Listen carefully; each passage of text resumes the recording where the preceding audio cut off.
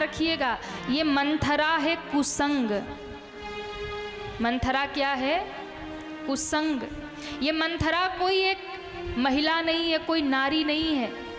ये मंथरा एक विचार है, जो पहले भी था और जो आज भी है। जो आपके घर को तोड़ दे, समझ लो वही मंथरा है। वो आज भी है, जो आपके घर में ही आग लगा दे, घर को तोड़ दे, वो मंथरा है। मंथरा कोई और नहीं, कुसंग का ही नाम मंथरा है। देखिए सत्संग पे तो बड़ी चर्चा होती है ना, कि सत्संग से ये है वो है, पर कुसंग की भी उतनी ही महिमा है। सत्संग की कितनी बड़ी महिमा है कि जीवन भर का आपको किया गया पाप सत्संग से मिट जाता है, धुल जाता है।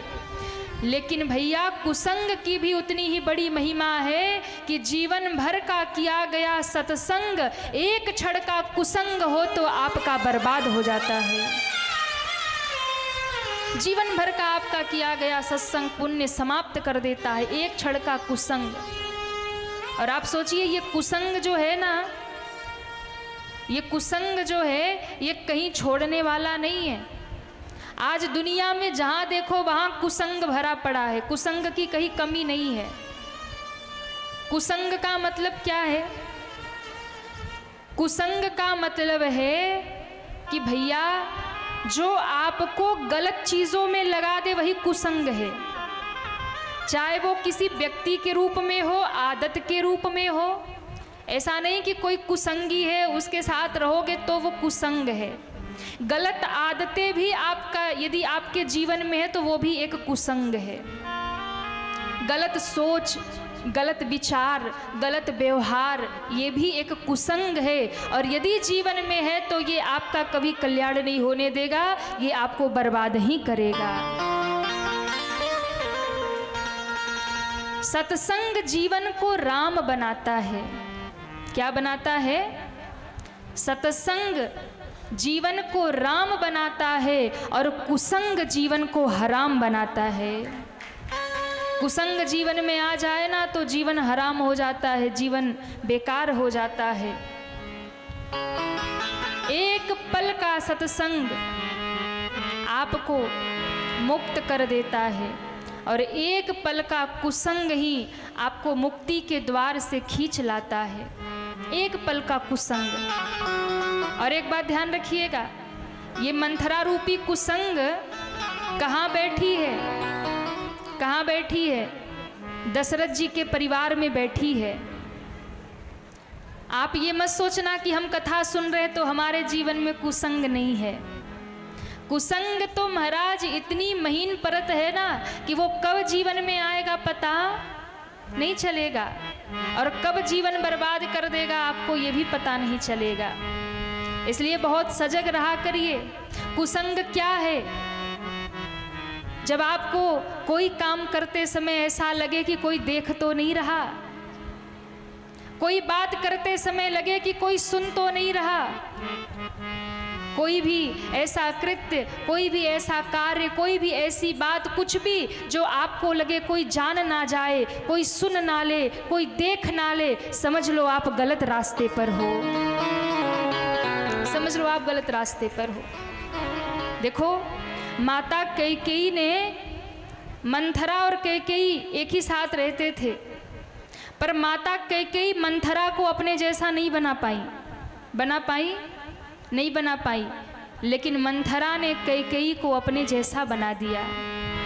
आप कितने भी बड़े सत्संगी हैं, सावधान रहिए, क्योंकि कब कुसंग जीवन में आएगा।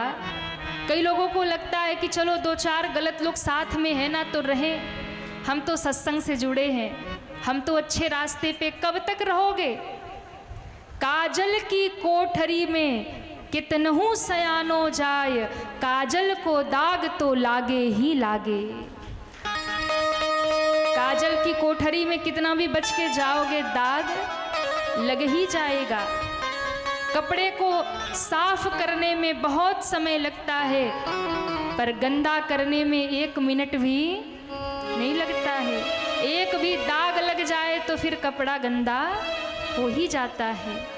इसलिए भैया सत्संग जीवन में ना हो चलेगा, सत्संग जीवन में ना हो चलेगा, सत्संग जीवन में देरी से आए वो भी चलेगा, पर याद रखना कुसंग जीवन में ना आने पाए, क्योंकि कुसंग यदि एक बार जीवन में आ गया तो फिर निकलना मुश्किल है, बर्बाद करके ही जाएगा।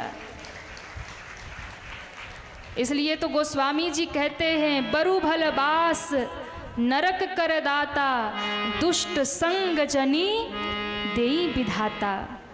आपके सामने दो ऑप्शन है, या तो नरक में चले जाओ, या दूसरा ऑप्शन है कि एक दुष्ट कुसंगी का संग कर लो। अब आप बताइए आप क्या चुनेंगे। मान लीजिए अभी आपके सामने दो ऑप्शन है, या तो इधर कोई कुसंगी है, दुष्ट है। अब इधर के लोगों को मत देखिए, एक उदाहरण हम दे रहे हैं कि मान लीजिए इधर एक कुसंगी व्यक्ति है, गलत व्यक्ति है, उसके साथ या तो रह लो, या तो इधर नरक है, आप नरक में चले जाओ। तो बताइए आप क्या चुनेंगे, कहिए ना। नरक में जाएंगे? अरे राम राम, नरक में। अच्छा, कितने लोग नरक में जाना चाहेंगे, वो हाथ उठाएं। नहीं तो कितने लोग कुसंग में जाना चाहेंगे, वो हाथ उठाएं। अच्छा, दोनों तरफ जाने। अच्छा, जो हाथ नहीं उठा रहे वो कहाँ जाएंगे? वो डूब बीच में। आप लोग हाथ नहीं उठा रहे, इसका मतलब है कि अभी बीच में। ध्यान रखिए, शास्त्र कहता है अगर आपके सामने दो चीजें हो और कहे भैया या तो नरक जाओ या तो कुसंगी के साथ जाओ, तो कभी भी कुसंगी का संग मत चुनना, कुसंग मत स्वीकारना, नरक में रह लेना। नरक में बहुत होगा, कष्ट होगा, दुख होगा, है ना, तो कष्ट सह लेना, दुख सह लेना, पर किसी भी कुसंगी के साथ मत जाना। क्यों? क्योंकि अगर आप स्वर्ग में भी रहते हो और कोई दुष्ट व्यक्ति साथ आ गया, कोई कुसंगी आ गया, तो आपके स्वर्ग जैसे जीवन को ही नरक बना देगा। नरक जैसा दुख आपको स्वर्ग में ही मिल जाएगा। इसलिए कभी भी दुष्ट का संग, दुष्ट संग जनी देई विधाता, बरु भल बास नरक करताता। ध्यान रखिएगा, संग का बहुत बड़ा दोष होता है, बहुत बड़ा दोष होता है संग का।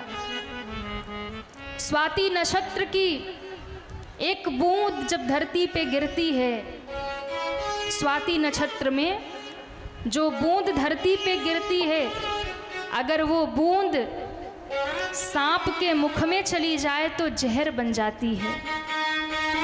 वही बूंद एक ही है, वही बूंद सांप के मुख में जाए तो जहर बन जाए, वही बूंद सीप में जाए तो मोती बन जाए, और कहते हैं वही बूंद अगर केले में चला जाए तो कपूर बन जाए। बूंद एक ही है, पर जब उसने संग जिसका किया, सर्प का संग हुआ तो जहर बन गया, केले का संग हुआ कपूर बन गया, और सीप का संग हुआ तो वही बूंद मोती बन गया। ये जीवन स्वाति की बूंद है। अब आपके हाथ में फैसला है, संग किसका करना है। केले का संग करोगे कपूर बनोगे, संत का संग करोगे सज्जन बन जाओगे, और दुर्जन का संग करोगे तो कुसंग में चले जाओगे, दुर्जन बन जाओगे। आपके हाथ में है। सत्संग का बहुत व्यक्ति के जीवन पर प्रभाव पड़ता है महाराज। एक बार समुद्र रो रहा था, तो किसी ने कहा कि भैया क्यों रो रहे हो, तुम्हारे पास लक्ष्मी जैसी बेटी, नारायण जैसा दामाद, सारे रत्न आभूषणों के तुम खान हो, भंडार हो, रत्न आभूषण अलंकारों के तुम खान हो, क्यों रो रहे हो। समुद्र ने कहा सब कुछ मेरे पास अच्छा है, पर एक बुराई है क्या, बस कुसंग चाहत भलो, यो रही मन अफसोस। बस कुसंग चाहत भलो, यो रही मन अफसोस। महिमा घटी समुद्र की, रावण बसा पड़ोस। समुद्र कहता है सब कुछ अच्छा है, पर मेरी महिमा घट गई कि मेरे पड़ोस में रावण रहता है। लोग कहते हैं ना कि रावण की लंका समुद्र के बीच में थी। लंका की बात आए, रावण की बात आए तो समुद्र का नाम आता है कि नहीं? जरूर आता है। समुद्र कहता है ना तो रावण मेरे घर आता है, ना मैं उसके घर जाता हूँ, ना मैं उसे देखकर हंसता हूँ, ना वो मुझे देखकर हंसता है, ना हम उससे बात करते, ना वो हमसे बात करता है। कोई मतलब नहीं है, ना आना है, ना जाना है, ना बोलना है, ना कुछ भी नहीं है। लेकिन महिमा इसलिए घट गई क्योंकि बस वो मेरे बीच में रहता है, वो मेरा पड़ोसी है, मेरे बगल में रहता है। इसी से समुद्र की महिमा घट गई। अब आप सोचिए कुसंग का कितना बड़ा प्रभाव है कि गलत व्यक्ति अगर बगल में भी खड़ा हो जाए तो लोग आपको उसी निगाह से देखेंगे। अब कोई शराब पीने वाले के बगल में बैठेगा तो भले ही पीता ना हो, क्या कहेंगे लोग? पक्का पीता होगा, तभी तो उसके पास उससे बड़ी बनती है। हाँ, तो फिर पक्का लेता होगा। गलत व्यक्ति के संग रहोगे आप, कितने भी सज्जन हो, आपकी महिमा खत्म हो जाएगी, घट जाएगी। समुद्र कहता है मेरे पड़ोस में रावण बस गया, मेरे बगल में कुसंग बस गया, इसलिए राम जी ने मुझे बांध दिया। समुद्र को कभी बांधा नहीं जा सकता, पर समुद्र को बंधना पड़ा क्योंकि वो कुसंगी के पास था। महाराज, रावण के पास नहीं रहता, लंका के पास नहीं रहता समुद्र, तो क्या राम जी उसे बांधने जाते? पुल क्यों बांधते? लेकिन बंधना पड़ा क्योंकि कुसंगी का संग उसने कर लिया। कुसंग का जीवन में बहुत बड़ा प्रभाव होता है। एक बार क्या हुआ, एक ही पक्षी के, एक तोता पक्षी के दो बेटे थे, दोनों भाई,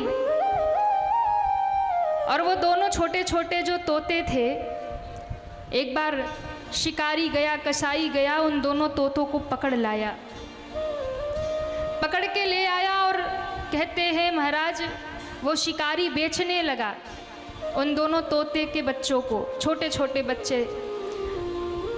एक तोता तो महाराज, एक कसाई आया, वो खरीद के ले गया अपने घर, और दूसरा तोता बोले एक महात्मा आए, उन्होंने देखा कि अरे ये तोते का बच्चा है, कहीं और जाएगा तो फिर बेचारा ऐसे ही रह जाएगा, मैं अपने घर लेके जाऊं, कुछ अच्छा सिखा दूंगा इसको।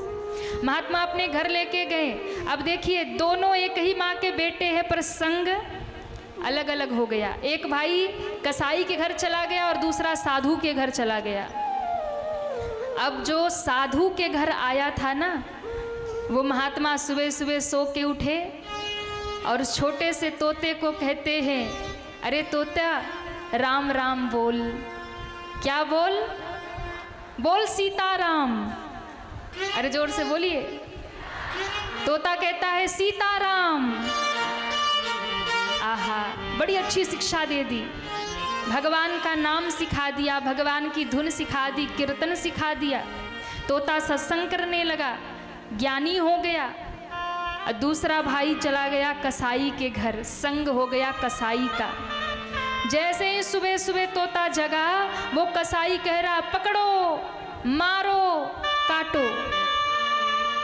क्या कहता है?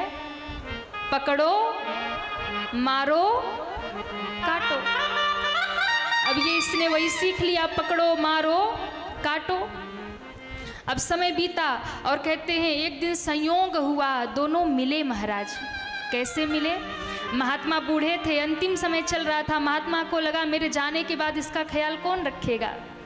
महात्मा ने देखा कुटिया के बाहर कोई जा रहा था, आवाज लगाई, भैया भैया सुनो, ये मेरे पास एक तोता रहा है, अब मेरी अंतिम समय है, कब श्वास चली जाए, इसको ले जाओ। संजोग से वो कसाई ही था। वो तोते को लेकर आया और उसके बगल में टांग दिया। अब दोनों भाई मिले महाराज, दोनों तोता मिले। दोनों ने एक दूसरे को पहचान लिया, हम तो भाई भाई। दोनों चर्चा करने लगे। एक ने कहा, कहो भाई तुम क्या सीखे, तुम कैसे हो? बोले हम तो ठीक है। क्या सीखे तुम? तो वो पहला वाला तोता कहता है, पकड़ो मारो काटो, बस यही सीखा। भैया तुमने क्या सीखा? तो उसने कहा, मैंने सीखा सीता राम बोल, राधे श्याम बोल, राम राम बोल, मैंने ये सीखा। कसाई दोनों की बात सुन रहा था, उसको लगा वाह ये तो अच्छा बोलते हैं, इसका दाम अच्छा मिलेगा। राजा के दरबार में पहुंचा और कहता है, सुनो महाराज मेरे पास 2 तोते हैं, एक तोते की कीमत 1 रुपये और एक तोते की कीमत 1 लाख। राजा ने कहा, ऐसा क्या है कि एक की कीमत 1 लाख और एक की कीमत 1 रुपये? बोले सरकार आपको वो तो पता चल ही जाएगा, रख लो आप, पैसे बाद में दे देना। राजा ने कहा ठीक है, दोनों को छोड़ जाओ, देखते क्या खासियत है। तो राजा ने क्या किया कि जो उसका तोता 1 लाख वाला तोता था उसको अपने शयन कक्ष में, अपने महल में रख दिया। 1 लाख वाला देखो तो क्या खासियत है। 1 रुपये वाले तोते को गेट के बाहर लटका दिया और राजा सो गया। कहते हैं जब राजा सोया और सुबह जब राजा की नींद खुली, तो तोते ने बोलना शुरू किया। तोते ने कहा, राजा सोकर क्या करे, उठ कर जपो मुरारी, एक दिन तो सोना है, लंबे पांव पसार, एक दिन तो सोना है, लंबे पांव पसारी।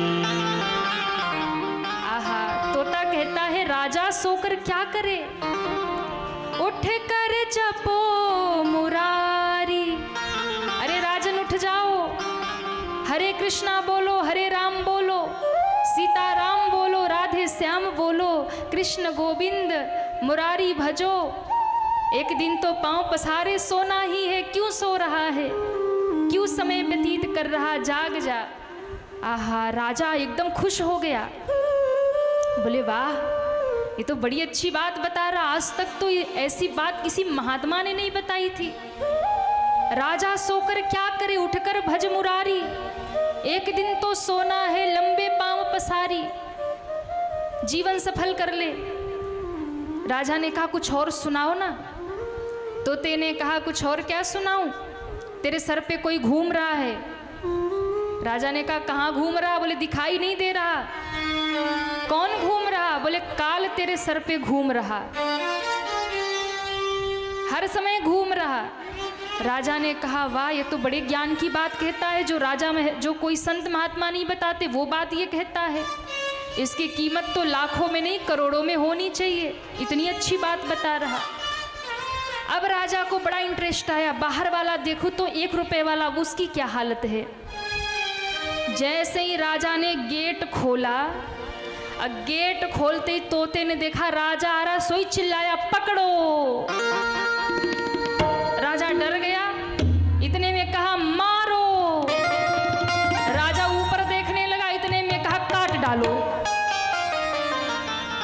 राजा डर के भागा भीतर, फिर जैसे ही बाहर आया फिर कहा पकड़ो मारो काटो। राजा को बड़ा क्रोध हुआ, निकाली तलवार। इसकी इतनी हिम्मत, ये मुझे कहता है पकड़ो मारो काटो, छोड़ूंगा नहीं।